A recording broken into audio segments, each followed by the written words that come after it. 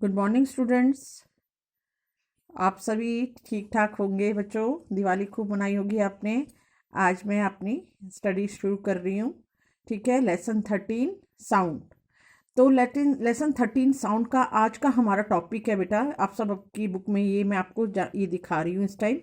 वैसे मैं अपने नोट्स में आपको सारा डिस्क्राइब करूँगी, सिर्फ आपको कि कहाँ से मैं पढ़ा रही हूँ, इसलिए ये बुक में दिखा रही हूँ मैं। आज का टॉपिक होगा हमारा amplitude, time period and frequency of a vibration. तो ये सारे टॉपिक क्लियर करूँगी मैं आपको नोट्स में। तो आप ये देख लीजिए, ये वाला पेज है। ओके, ठीक है। तो अब मैं आपको नोट्स में क्लियर कर रही हूँ। यहाँ पे बेटा मैंने जो है, आपकी बुक में नहीं है ये डायग्राम। ये मैंने आपको डायग्राम इसलिए बनाया है ताकि मैं आपको ये सारी जो ये टर्म्स हैं वो क्लियर कर सकूँ। ठीक है, तो ये फर्स्ट टर्म है आपकी आपकी amplitude, time period, frequency etcetera. तो फर्स्ट ऑफ ऑल आपको मैं बताना चाहती हूँ कि व्हाट इज़ वाइब्रेशन। वाइब्रेशन मैंने पहले भी बताया है, अब फिर रिपीट कर रही हूँ कि वाइब्रेशन क्या होती है। टू एंड फ्रो मोशन दिख रहा है बच्चों आपको? To and fro motion of an object is known as vibration. आगे और पीछे जो मोशन होता है, देखो ये एक पेंडुलम बना रखा है, ये थ्रेड है। थ्रेड से एक बॉल टाइप की लटका रखी है। ठीक है, मेटेलिक बॉब होती है वैसे तो ये लटका रखी है। और ये पहले आगे की तरफ मोशन करती है, बी पॉइंट की साइड जाती है, दैट इज कॉल्ड टू। ठीक है, अब जब यहाँ दोबारा यहाँ पे आती है, फिर दोबारा सी पॉइंट की तरफ जाती है, दैट इज कॉल्ड फ्रो। ठीक, टू एंड फ्रो मोशन, आगे और पीछे। ठीक है, इस मोशन को क्या कहते हैं? कोई भी चीज, कण जब कंपित होता है तो आगे और पीछे वो जाता है। तो आगे और पीछे जाने को क्या कहते हैं? वाइब्रेशन। किसी भी कण का, किसी भी पार्टिकल का to and fro motion of an object is known as vibration. और आपको मैंने ये भी बताया था लास्ट लेक्चर में कि due to vibration sound is produce. Sound कैसे पैदा होती है? Due to vibration. वाइब्रेशन जब कोई चीज में नहीं होगी तो साउंड प्रोड्यूस नहीं होगी। ठीक है, आपका जो ईयर ड्रम है, ये आपको मैंने जब ये इसमें लास्ट टाइम इसमें समझाया था कि ईयर ड्रम में जब यहाँ से एयर पीना से यहाँ पे कलेक्ट होती है इस फनल शेप में, ये पीना होता है आपका, इसमें कनेक्ट होती है एयर साउंड। फिर ये क्या होती है ईयर ड्रम पे, ये रहा देखो ईयर ड्रम, इसको यहाँ पे इनलार्ज करके इसी पिक्चर को यहाँ दिखाया हुआ है। ईयर ड्रम पे जाकर जो है वो आवाज जो है टकराती है। फिर ईयर ड्रम क्या करता है? वाइब्रेट होता है। वाइब्रेशन होने के कारण फिर वो साउंड इन बोन्स में से जाती है और हमारे ब्रेन तक जाती है, इनर ईयर से ब्रेन तक जाती है, तो हमें साउंड सुनाई देती है। तो how to human hear the sound, तो ये मैंने आपको लास्ट टाइम बताया था, तो मैं आपको दोबारा से समझा रही हूँ क्योंकि छुट्टियां हो गई थी तो आपको थोड़ा बहुत ये भूल गया होगा, तो इसलिए मैं आपको ये रिपीट कर रही हूँ। ठीक है, तो यहाँ पे ईयर ड्रम वाइब्रेट होता है और इस तरह से आवाज उत्पन्न होती है और ब्रेन तक आपके इनर ईयर के थ्रू जाती है। क्लियर? अब आपको वाइब्रेशन वर्ड मैंने क्लियर कर दिया कि वाइब्रेशन क्या होती है। और जो चीजें टू और फ्रो मोशन करती हैं तो इस मोशन को क्या कहते हैं? ऑसिलेटरी मोशन भी कहते हैं। जो भी इस तरह से टू और फ्रो मोशन के द्वारा मोशन करती हैं, that is called oscillatory motion. ऐसे मोशन को ऑसिलेटरी मोशन भी कहा जाता है। अब आपको फ्रीक्वेंसी वर्ड टर्म क्या है? फ्रीक्वेंसी। फ्रीक्वेंसी होती क्या बेटा? तो आपको मैं इस डायग्राम के थ्रू ये वर्ड समझाऊंगी, अब ध्यान से देखना।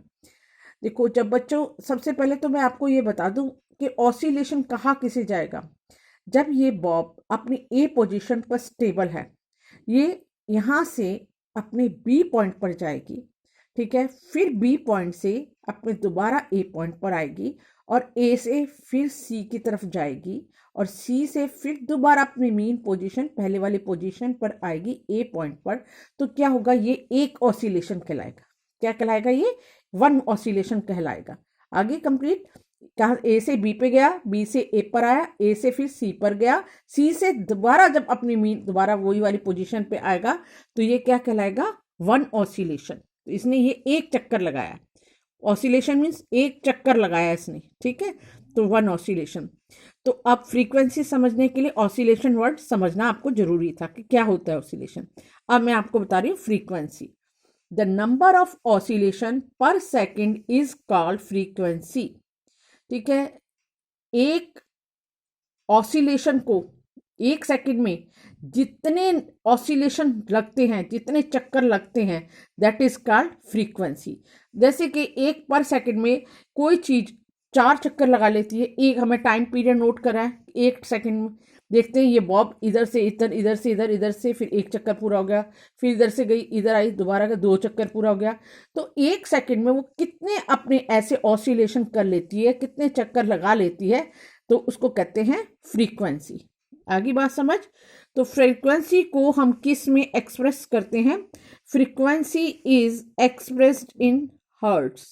हर्ट्स में इसको एक्सप्रेस करते हैं, इसकी यूनिट है, इसका सिंबल है H और ये जेड, ये इसका सिंबल होता है।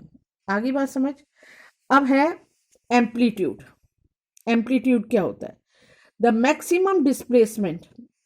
अब एम्पलीट्यूड बता रही है फ्रीक्वेंसी, एक सेकंड में जितने चक्कर लगाती है और कोई भी object, that is called frequency. अब है amplitude. The maximum displacement of from mean position is called amplitude. अब ये चीज या मीन पोजीशन है, ठीक है, ये मीन पोजीशन से कितनी दूरी तक डिस्प्लेस कर सकती है? यहां तक कर सकती है, यहां तक कर सकती है, यहां तक कर सकती है, कहां तक ये अपनी पूर्व स्थिति से कितनी अधिकतम दूरी तय कर सकती है, that is called amplitude. Okay, अच्छा, ये यहाँ पे इसने यहाँ पे किया, ठीक है, मे बी ये यहाँ तक भी जा सकती थी। जैसे कोई झूला झूलता है तो उसको फोर्स से आप धक्का मारो तो वो यहाँ तक भी जा सकता है, ठीक है ना। तो maximum displacement from its mean position is called amplitude. आगे बात समझ।